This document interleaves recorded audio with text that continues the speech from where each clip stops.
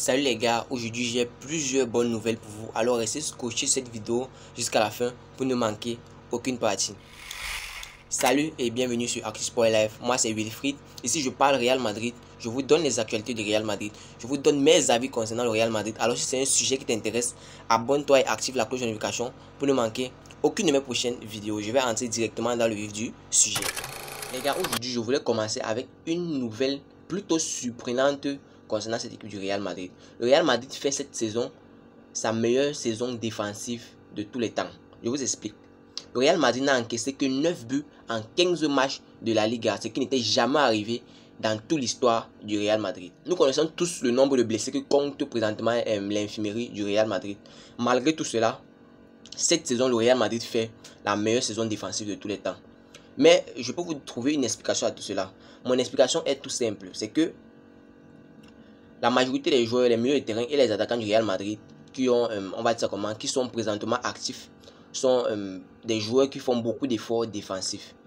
On voit le plus souvent Jude Bellingham rentrer en défense pour tenir main forte. On voit les attaquants, on voit Rodrigo faire les replis. On voit beaucoup les attaquants du Real Madrid et les milieux de terrain faire beaucoup de replis défensifs pour aider la défense. Le résultat en est, le Real Madrid cette saison se retrouve sur la meilleure saison de toute son histoire, avec notamment seulement 9 buts encaissés en 15 matchs de la Liga. Un record qui a plutôt surpris beaucoup de personnes, sachant le nombre de blessés que le Real Madrid compte actuellement.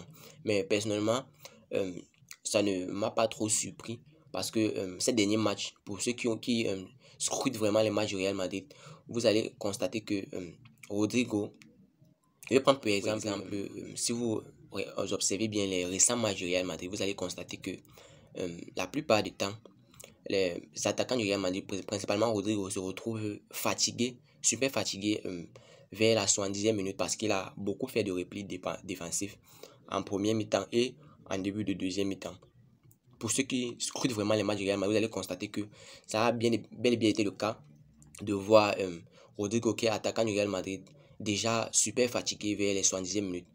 Et ça ne surprend pas en voyant beaucoup de replis défensifs que Rodrigo et Brahim Diaz aussi. Pour ceux qui ont pu constater, lui aussi était au même niveau que Rodrigo, fatigué déjà vers la 70e minute parce qu'ils ont beaucoup fait de replis défensifs et ils tiennent en même temps l'attaque, en même temps ils font des replis défensifs pour récupérer les ballons. Ce sont des actions en fait qui nous font aimer ce Real Madrid là d'aujourd'hui, voyant beaucoup les efforts que principalement les attaquants et puis les milieux de terrain font pour la récupération de balles, ce qui nous enchante de plus parce que ça fait en sorte que nous nous retrouvons cette année avec la meilleure saison défensive de tous les temps, encaissant rien que 9 buts en 15 matchs.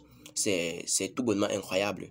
Bon, dans l'espérance, personnellement, j'espère que le Real Madrid va continuer sur cette lancée là et faire de cette saison sa meilleure saison défensive de tous les temps, encaissant moins de buts qu'ils en ont déjà encaissé dans les saisons antérieures.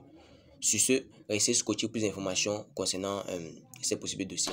Les gars, notre crack Endrick du Palmeiras, cette nuit a été sacré champion pour la deuxième fois avec cette équipe du Palmeiras. C'est tout bonnement incroyable, un super exploit pour ce jeune qui n'a que 17 ans, qui est déjà double champion du Brésil. Je vais aussi rappeler que le Real Madrid s'était entendu il y a fort longtemps avec Endrick, il y a quelques temps avec Endrick, d'une signature à la maturité d'Endrick qui sera disponible lors de ses 18 ans, c'est-à-dire en 2024. Présentement, il a 17 ans. Lors de cette nuit, Palmeiras a battu le Santos et a remporté pour sa deuxième fois le prix de champion du Brésil. Un titre qui ne surprend pas du moins la capitale, voyant que son crack est là, bien sûr. Bon, personnellement, nous savons aussi que Santos est un super grand club au Brésil. Je veux aussi rappeler que Neymar est passé par Santos et Ronaldinho aussi est passé par Santos. Donc du coup, voyant ce Palmeiras là de Endrick battre Santos pour ce titre de champion du Brésil, c'est vraiment super et ça nous réjouit nous en tant que supporters madrilèns et nous voyons l'avenir radieux avec Endrick lors de sa maturité, c'est-à-dire la saison prochaine. Et je suis sûr et certain qu'Endrick sera un super gros crack avec cette équipe du Real Madrid. J'ai pu voir des vidéos d'Endrick sur YouTube. Sur YouTube notamment, sur ce même YouTube, si j'ai pu voir les vidéos d'Endrick et j'ai constaté qu'il est non seulement super vous voyez son physique, vous regardez la photo de côté là, vous pouvez voir, il est physiquement apte et il a une pointe de vitesse et une puissance incroyable. Non seulement il est bâti physiquement, mais il a aussi une super pointe de vitesse, ce qui est un super gros avantage ou bien un super gros atout pour lui et qui sera aussi un atout pour le Real Madrid quand il les rejoindra en 2024. Sur ce, les gars, j'espère que Endrick va continuer son évolution, qu'il va continuer à s'entraîner dur pour répondre aux attentes. Parce que je sais que depuis qu'on a annoncé qu'Endrick va rejoindre le Real Madrid en 2024, là, les attentes de nous supporters madrilènes et vous aussi sont à un certain niveau. Et j'espère vraiment qu'Endrick va venir répondre à ces attentes-là et qu'il va marquer des buts, des super beaux buts et marquer son histoire aussi au Real Madrid comme l'a déjà fait plusieurs autres grands joueurs dans cette équipe du Real Madrid. Du côté de Ferland Mendy, les choses n'ont pas vraiment changé avec le Real Madrid.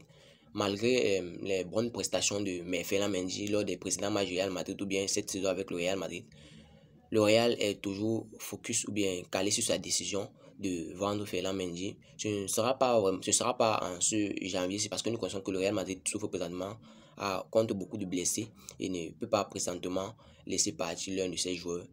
Mais ce sera certainement en fin de saison, après lors du mercato de fin de saison, donc après la fin de cette saison-ci, cette saison 2023-2024, le Real Madrid reste toujours focus sur son plan de vouloir vendre Ferland Mendy. Et selon moi, ce n'est pas vraiment surprenant parce que Ferland Mendy, depuis qu'il est arrivé au Real, il n'a pas vraiment beaucoup de chance. Il s'est déjà blessé à maintes reprises. Ce sont ces blessures-là qui font en sorte que le Real Madrid n'a plus vraiment confiance en lui et reste toujours sur ce même plan de vouloir le vendre. Mais sinon, personnellement, je vois les prestations de Ferland Mendy me disent que c'est un joueur qui pouvait beaucoup donner, qui pouvait beaucoup amener sa contribution dans cette équipe-là du Real Madrid, mais il n'a pas vraiment beaucoup de chance avec ses blessures. Mais sinon, les gars, restez scotchés pour plus d'informations concernant ce sujet. Au cas où si le Real Madrid change ses plans concernant Ferland Mendy, je vais vous faire part de cela ici sur cette chaîne, comme d'habitude. Et surtout les gars, n'oubliez pas de créer vos comptes 1xBet en utilisant notre code promo ActuSportLife, comme vous pouvez le voir sur l'affiche. Vous recevrez tous les nouveaux bonus 1xBet, commençant par des bonus sur vos premiers dépôts et des bonus réguliers pour ceux qui parient chaque fois. Merci. Certaines choses qui se passent en coulisses que je ne peux pas passer, bien je ne peux pas rester, je ne peux pas faire une vidéo comme ça sans vous dire. En fait, aujourd'hui, Alphonso Davies a demandé un salaire exorbitant au Bayern Munich. Le chiffre n'est pas encore révélé, mais il a demandé un salaire exorbitant au Bayern Munich pour pouvoir prolonger. Est-ce la fin des relations entre le Bayern Munich et Alphonso Davies? Parce que en fait, pour moi, c'est une stratégie en fait. Moi, je peux exprimer ça comme une stratégie de Alphonso Davies qui ne veut plus jouer peut-être pour le Bayern Munich. Il demande alors un salaire exorbitant au Bayern Munich. Un salaire que peut-être, parce que les chiffres n'ont pas encore été annoncés, un salaire peut-être qui sait que le Bayern Munich ne peut pas payer ce salaire-là, ou bien que le Bayern Munich va beaucoup se sacrifier pour payer ce salaire-là, pour pouvoir rester au Bayern, ou pour pouvoir prolonger. Et il peut faire la même chose que Kylian Mbappé a fait avec le PSG. C'est-à-dire, Kylian Mbappé savait que même après sa prolongation au PSG, le Real Madrid allait toujours s'intéresser à lui. Donc du coup, cette première année-là que la saga Mbappé a eu lieu, Kylian Mbappé a surpris tout le monde en prolongeant son contrat. Et vous vous rappelez bien au moment-là, le prolongement de son contrat s'élevait à une somme près d'1 milliard d'euros au moment-là. Et pour moi personnellement, il a su que même après avoir prolongé son contrat avec le PSG, le Real Madrid allait toujours être potentiellement intéressé parce que il est toujours jeune, je vais rappeler, et présentement plus que jamais, Kylian Mbappé a une assurance de feu. Et je pense que c'est la même chose que Alphonso Davies fait. Il demande un salaire ici exorbitant au Bayern Munich pour pouvoir prolonger. Mais tant que le Bayern Munich ne va pas pouvoir payer ce montant-là, et il sera donc ouvert à un possible départ tranquille en fin de saison pour le Real Madrid, pourquoi pas, s'il y a une entente entre le Real et le Bayern. Personnellement, je vous ai déjà dit plusieurs fois ici, les gars, moi je veux que le Real Madrid se lance sur Alphonso Davies, c'est un super crack. Et sans parler de défensivement comme offensivement, Alphonso Davies, pour ceux qui suivent souvent les matchs du Bayern, Alphonso Davies amène une grande contribution dans cette équipe du Bayern. Et je pense qu'il fera de même s'il intègre cette formation-là, ou cette jeune équipe-là du Real Madrid. Les gars, il y a quelques informations qui ont été publiées et je ne pouvais passer sans vous faire part de ces informations-là. Ces informations supplient que le Real Madrid, en fait, est en discussion ou bien est en train de discuter pour un possible retour de Takefusa Kubo et Miguel Gutiérrez du Real Sociedad. Mais personnellement, je ne pense pas, je pense plus à Takefusa Kubo, mais je ne pense pas que le Real Madrid va se lancer sur Miguel Gutiérrez, notamment pour son retour dans cette équipe du Real Madrid. Je pense plus à Takefusa Kubo. Pour ceux qui ont peut-être, je vais juste parler du match que le Real Madrid a joué face au Real Sociedad, à la Real Sociedad. Pour ceux qui ont pu voir le match, on peut voir les performances de Takefusa Kubo. C'est un petit, mais il est super tranchant, il est bon. Mon avis, Takefusa Kubo est super bon, et s'il y a un possible retour dans cette équipe du Real Madrid là, je sais qu'il peut apporter sa contribution puisqu'il le fait déjà au Real Sociedad. Et personnellement, présentement, je peux dire que c'est l'un des grands cadres du Real Sociedad. Mais si le Real Madrid veut un possible retour de Takefusa Kubo, ce sera bel et bien possible, parce que nous savons tous que chaque fois que le Real Madrid libère un de ses joueurs, bien un joueur de l'académie, il garde toujours une clause, ou bien il garde toujours 50% de ses droits. Donc du coup, pour un possible retour peut-être au futur, bien sur une possible achat par un autre club, donc genre, si le club dans lequel il a été vendu, si c'est qu'il se retrouve à être transféré dans un autre club, le Real Madrid se retrouve avec 50% des frais de transfert sur ce joueur-là. C'est donc ça que le Real Madrid peut activer, ou bien va activer dans le cas où ils veulent se lancer sur ces joueurs, ou bien sur ces pépites qu'ils ont laissé sortir. Si le Real Madrid veut les recruter, ils vont payer juste la moitié des frais normaux pour les recruter. C'est un peu ça. Donc, personnellement, mon avis, Takefusa Kubo, c'est un gros talent.